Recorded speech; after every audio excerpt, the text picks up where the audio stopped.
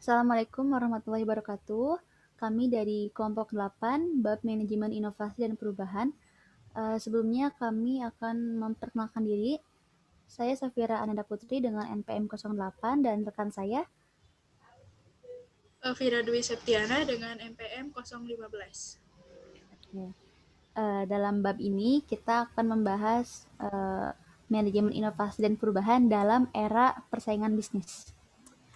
Langsung aja ke materinya. Oke. Pengertian dari manajemen inovasi dan perubahan. Manajemen inovasi merupakan proses mengelola inovasi di suatu perusahaan agar dapat berdaya guna bagi penciptaan keunggulan bersaing dan berkelanjutan bagi perusahaan.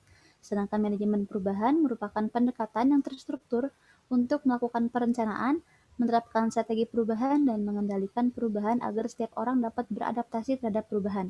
Jadi, manajemen inovasi dan perubahan itu merupakan proses perencanaan perubahan secara terstruktur untuk melakukan inovasi yang akan melahirkan ide-ide baru yang kemudian ide tersebut disusun dan diatur secara sistematis agar tidak terjadi kekacauan. Manajemen inovasi dan perubahan ini terdiri dari beberapa poin yang harus dipahami. Yang pertama yaitu perkembangan teknologi sebagai pemicu perubahan. Perkembangan teknologi yang semakin cepat dapat mengakibatkan perubahan dalam lingkungan masyarakat dan sekelilingnya, sehingga kebanyakan manusia sangat tergantung pada teknologi bahkan bisa menjadi kebutuhan dasar bagi setiap orang untuk mempermudah melakukan aktivitasnya menjadi lebih efisien dan cepat. Tidak hanya dalam lingkungan masyarakat dan sekelilingnya, tapi terjadi juga di dalam lingkungan persaingan bisnis. Karena dengan terjadinya perubahan teknologi yang semakin cepat ini dapat membuat sumber daya organisasi perusahaan harus berubah pula secara terencana agar bisa mengikuti perkembangan teknologi yang terjadi.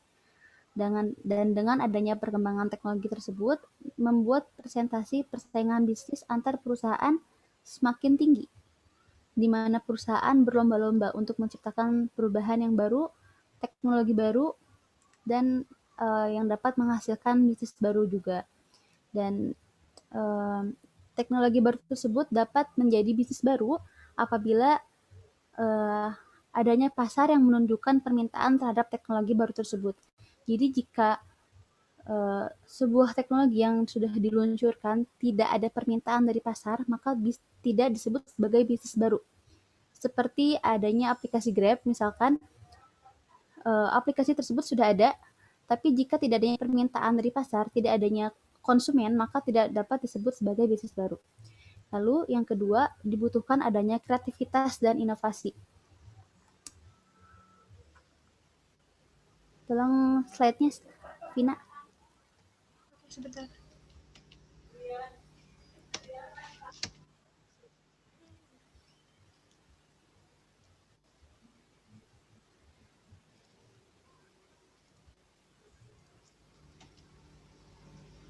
Oke. Kreativitas dan inovasi. Kreativitas itu merupakan kemampuan yang dimiliki seseorang untuk melahirkan sesuatu gagasan baru, ide baru, atau cara baru untuk memecahkan masalah tersebut di luar pandangan orang lain.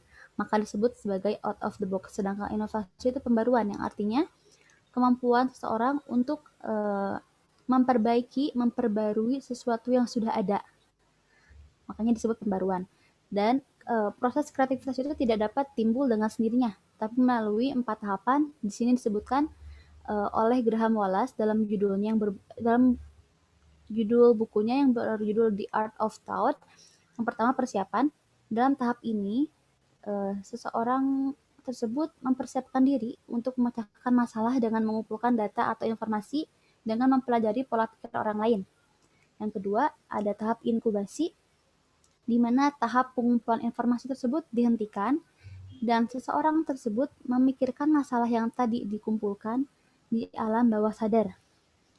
Lalu yang ketiga, iluminasi, yaitu tahap di mana munculnya inspirasi atau gagasan baru. Setelah munculnya inspirasi tersebut, akhirnya tahapan yang terakhir itu dilakukan dengan tahap verifikasi, di mana tahap pengujian ide-ide yang sudah muncul tadi dengan terhadap realitas yang ada dan dilakukan melalui pemikiran yang kritis dan konvergen. Jika 4 tahapan tersebut berhasil dilakukan, maka lahirlah kreativitas yang akan memunculkan inovasi. Dalam berbisnis, kreativitas dan inovasi ini sangat dibutuhkan, hal yang perlu dikembangkan oleh seorang pengusaha. Karena seorang pengusaha itu hanya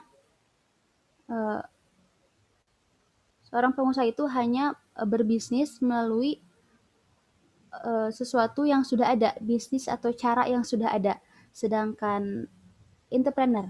Nah, entrepreneur itu berbeda dengan pengusaha karena entrepreneur itu memiliki jiwa yang kreatif dan inovatif. Jadi, dia itu memulai bisnisnya dari nol, dari bawah, dan memanfaatkan peluang yang ada untuk memperoleh keuntungan yang lebih banyak. Maka dari itu, tidak semua pengusaha memiliki jiwa entrepreneur, sedangkan seorang entrepreneur sudah pasti memiliki jiwa yang kreativitas, ya, seperti itu. Lalu yang ketiga, ada model perubahan terencana. Perubahan terencana adalah usaha sistematik untuk mendesain ulang suatu organisasi dengan melakukan adaptasi terhadap perubahan yang terjadi pada lingkungan eksternal untuk mencapai sasaran baru. Perubahan ini itu dilakukan agar perusahaan bisa melakukan persaingan bisnis secara maksimal. Dan perubahan tersebut, perusahaan harus memantau, mengawasi perkembangan dari berbagai aspek, baik dari internal maupun eksternal, agar perusahaan bisa mengetahui kebutuhan apa saja yang harus dilakukan oleh perusahaan. Seperti misalnya perubahan dalam bidang produk atau jasa. Dengan adanya perkembangan, perusahaan harus mengikuti perkembangan tersebut. Seperti misalnya aplikasi Grab tadi. Dengan adanya perkembangan, Grab akhirnya meluncurkan sistem baru yang awalnya hanya untuk Grab Bike, Grab Car, sekarang sudah ada Grab Food, layanan pesan antar, Grab Express, dan lain-lain. Lalu ukuran dan struktur organisasi, sistem administrasi, dan introduksi teknologi baru. Seorang ahli yang bernama Kurt Lewin itu mengemukakan bahwa model perubahan itu terjadi melalui 3 tahapan. Yang pertama pencairan atau unfreezing, yang kedua changing or moving, dan pembekuan kembali atau refreezing. Pada tahap pencairan itu di mana tahap anggota organisasi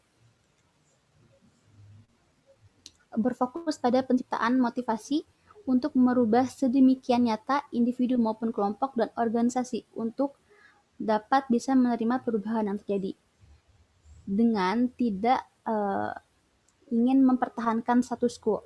Status quo itu status di mana keadaan sekarang.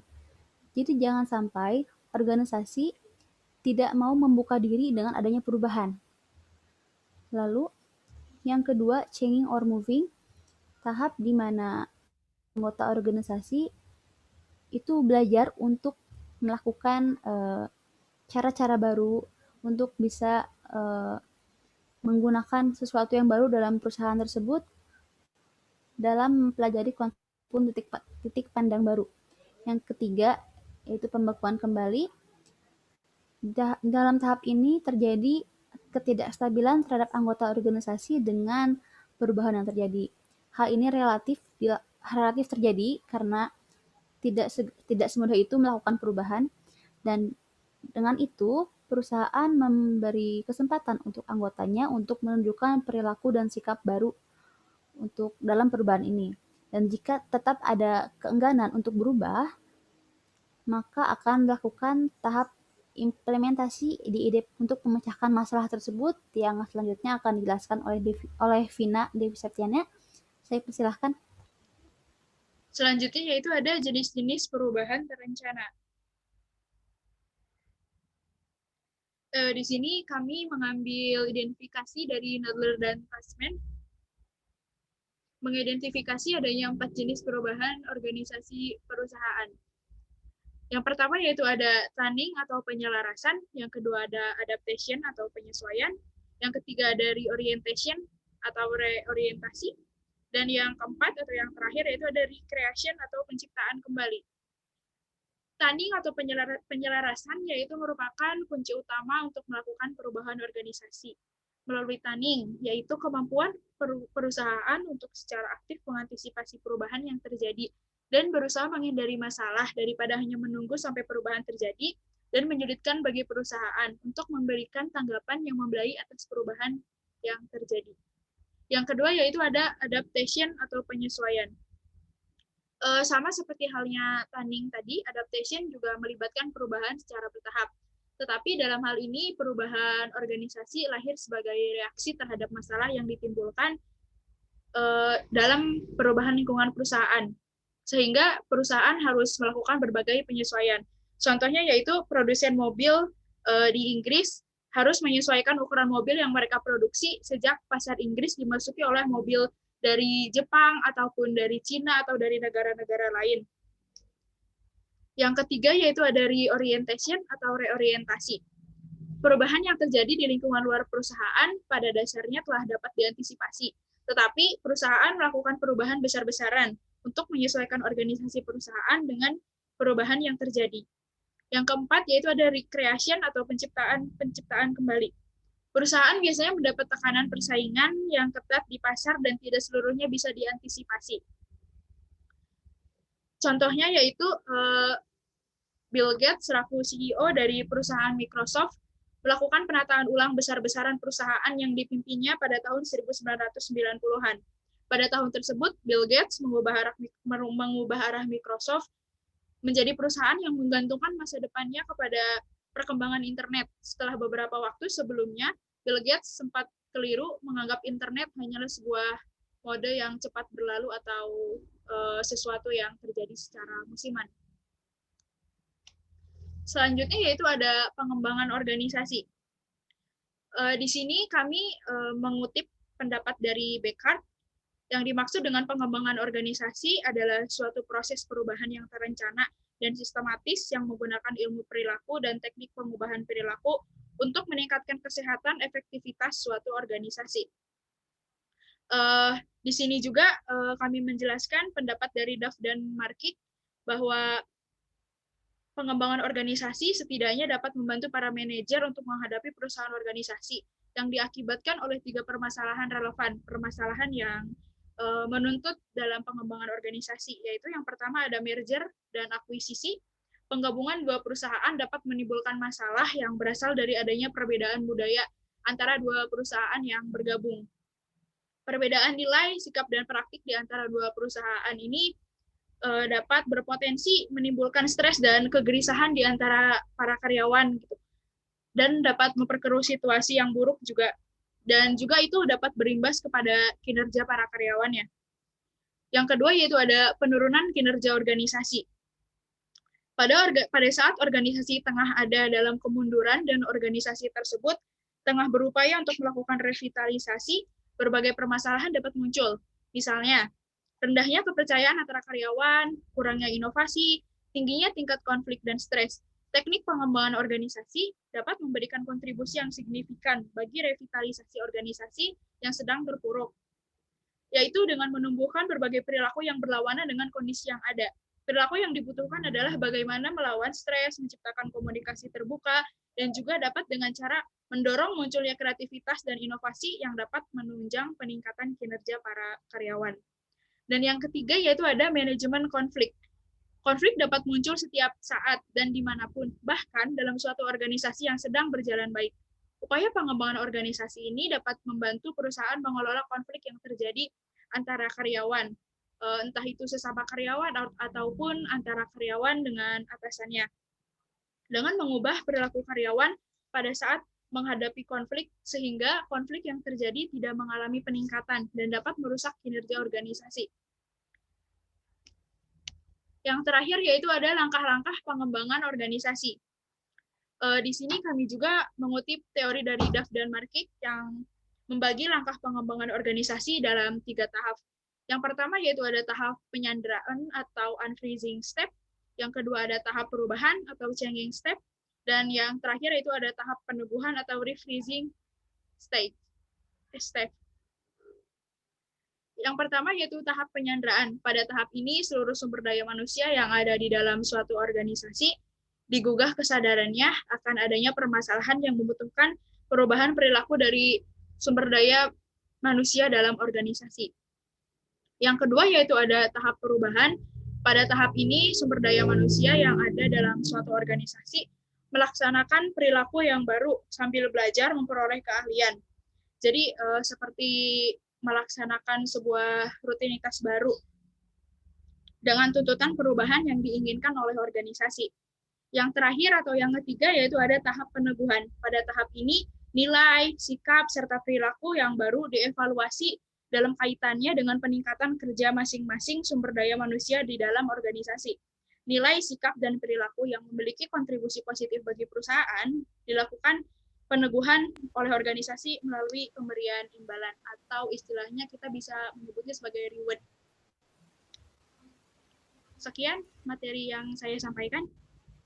Oke, baik. Jadi kesimpulannya, manajemen itu suatu hal yang sangat penting dalam perusahaan, terutama dalam adanya perkembangan atau perubahan.